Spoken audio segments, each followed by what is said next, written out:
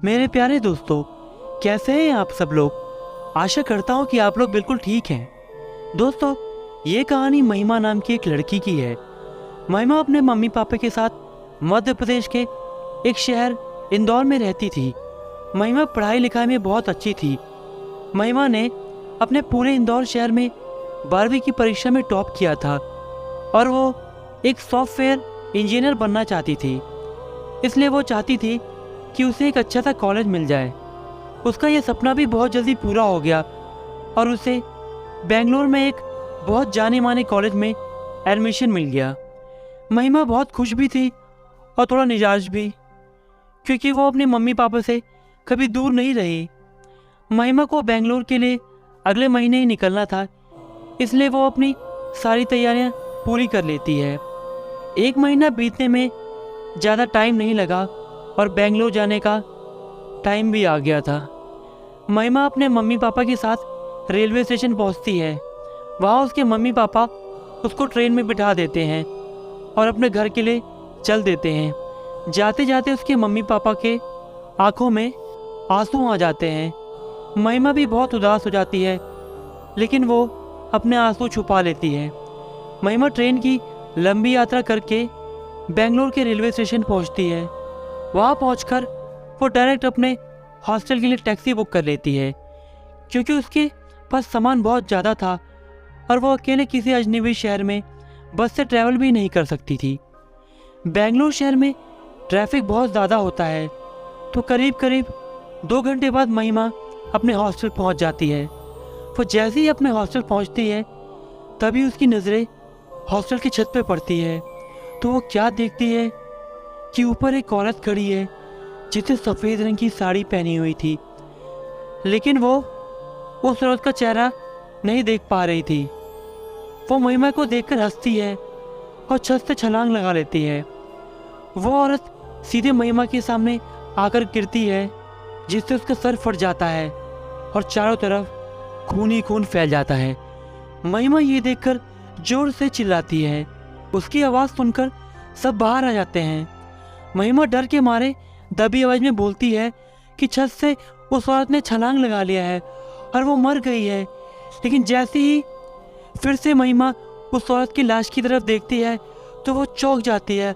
उधर कोई लाश नहीं थी, न ही कोई खून के धब्बे थे। उधर खड़े सिक्योरिटी गार्ड महिमा की बात सुनकर थोड़ा डर सा जाता है और हड़बड़ा कर बोलता है कि अरे नहीं बेटा, इधर तो कोई नहीं है, जरूर ये तुम्हारा वहम है। सिक्योरिटी गार्ड के चेहरे को देखकर लग रहा था कि जरूर इस होटल में कुछ गड़बड़ है, लेकिन वो इस बात को नज़रअंदाज कर देती है और हॉस्टल के अंदर चली जाती है।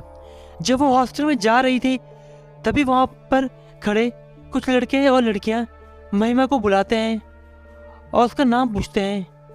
महिमा बड़ी शालीनता से अपना नाम उनको बता देती है। उसका नाम सुनते ही वो लोग हंसने लगते हैं और बोलते हैं, हाँ हाँ ठीक है, चलो डांस करके दिखाओ सबको। महिमा उन लोगों को डांस करने से मना कर देती है। वो लोग उसको धमकी देते हैं कि कॉलेज में पढ़ना है ना, तो डांस तो करना ही पड़ेगा। महिमा उन लोगों के धमकी देने पर बोलती है, तुम लोगों को क्या नहीं पता कि रैगिंग करना क्राइम है? अगर मैं चाहूँ तो तुम लोगों की शिकायत पुलिस में कर सकती हूँ। और वो फिर वहाँ से चली जाती है। वो लड़के लड़कियाँ जो वहाँ पे खड़े थे, वो महिमा की बात सुनकर बहुत ज़्यादा गुस्सा हो जाते हैं और बोलते हैं कि इस लड़की को तो सबक सिखाना ही पड़ेगा।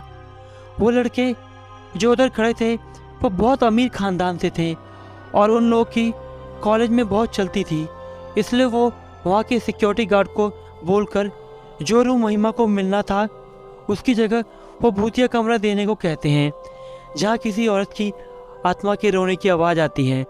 सिक्योरिटी गार्ड थोड़ा डर जाता है और बोलता है, सर सर सर सर ये आप क्या कह रहे हैं?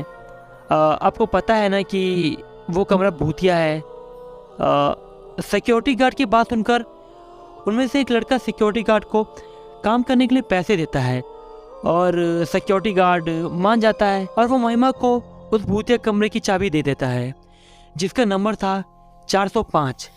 महिमा उस रूम की चाबी लेकर रूम में घुसती है, लेकिन वो थोड़ा हैरान सी हो जाती है। वो क्या देखती है कि वो कमरा बहुत गंदा था, हर जगह मिट्टी थी। महिमा मन ही मन बोलती है, ये हॉस्टल वाले सिर्फ पैसा लेना ही जानते हैं, लेकिन सुविधा के नाम पर ऐसा कमरा मिलता है। वो इस बात से अनजान थी कि ये कमरा पिछले 1 साल से बंद है। महिमा फिर थोड़ा अपने कमरे की सफाई करती है, फिर सो जाती है। महिमा सफ़र करके बहुत थक गई थी, इसलिए वो जैसे ही बिस्तर पे लेटती है उसे नींद आ जाती है।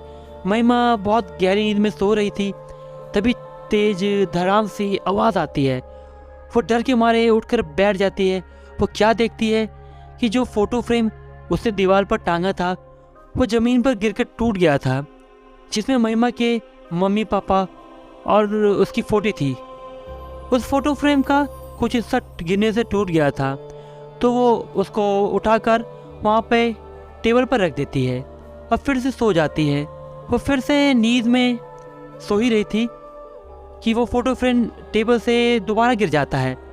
वो क्या देखती है कि जो फोटो फ्रेम उसे दीवार पर टांगा था वो ज़मीन पर गिरकर टूट गया था, जिसमें महिमा के मम्मी पापा और उसकी फ़ोटो थी।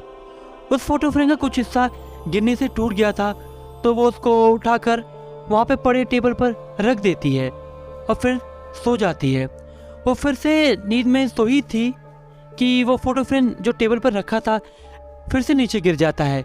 महिमा अचानक से उठती है और ये देखकर हैरान हो जाती है कि टेबल पर रखा हुआ फोटो फ्रेम नीचे कैसे गिर गया।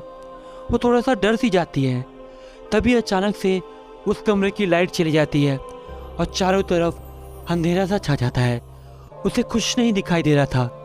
तभी वो महसूस करती है कि उसके चेहरे पर कुछ पानी जैसा टपक रहा था। वो अपने चेहरे को हाथों से पोंछती है। तभी अचानक से लाइट आ जाती है। लाइट आते ही जो महिमा देखती है वो देखकर महिमा की मानो धड़कनें रुक सी गई हों। उसके चेहरे पर जो पानी गिर रहा था वो पानी नहीं, खून था। और तभी उसकी नज़र ऊपर पंखे पर पड़ती है। वो क्या देखती है कि ऊपर पंखे पर खून से लथपथ एक औरत लटकी हुई है, जिसका एक हाथ कटा हुआ था।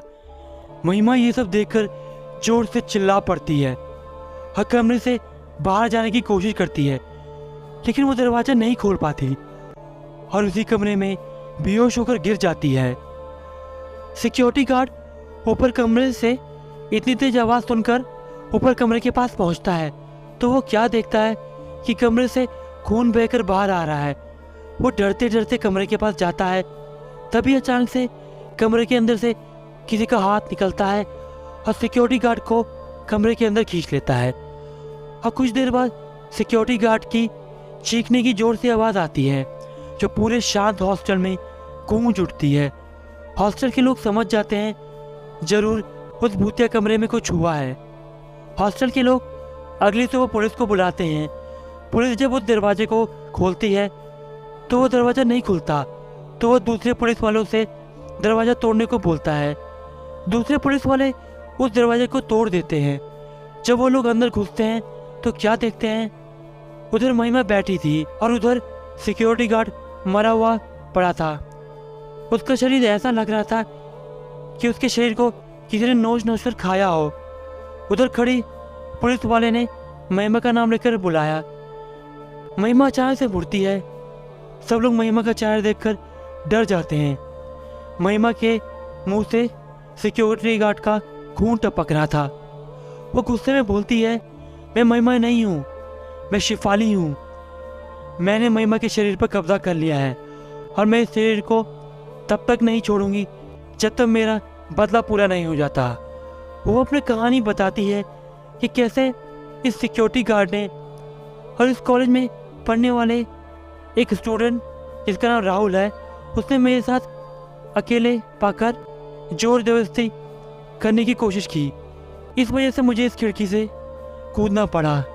मैंने राहुल को मारने की कोशिश की, लेकिन उसकी गली में एक तांत्रिक का जादुई लॉकेट है जिसके पास मैं नहीं जा सकती, क्योंकि उस लॉकेट के पास जाते ही मेरी शक्ति कमज़ोर पड़ जाती है। शिफाली की आत्मा उन लोगों से मदद की गुहार लगाती है।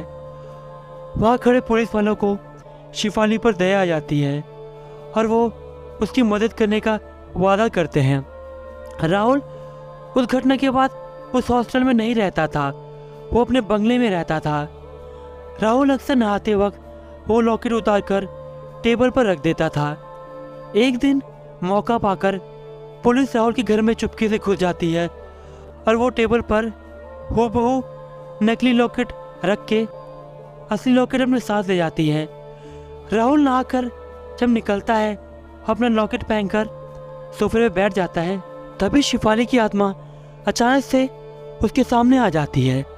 राहुल शिफाली की आत्मा देखकर डर सा जाता है और खौफ के मारे उसका सारा बदन पसीने से गीला हो जाता है। लेकिन कुछ देर बाद वो जोर जोर से हंसने लगता है। वो बोलता है, जब तक ये जादुई लॉकेट मेरे पास है तुम मेरा कुछ नहीं बिगाड़ सकती। शिफाली जोर जोर से हंसती है। राहुल, ये असली लॉकेट नहीं है, अब तुम्हारा इस दुनिया से जाने का समय आ गया है। और शिफाली की आत्मा पास में ही रखे चाकू से राहुल के सीने में वार करती है। राहुल वही दम तोड़ देता है। शिफाली की आत्मा को शांति मिल गई थी और वो महिमा के शरीर को छोड़ देती है। दोस्तों, अगर आपको मेरी ये वीडियो पसंद आई तो इस चैनल को लाइक कीजिए, सब्सक्राइब कीजिए और बेल आइकन दबाना बिल्कुल ना भूलें।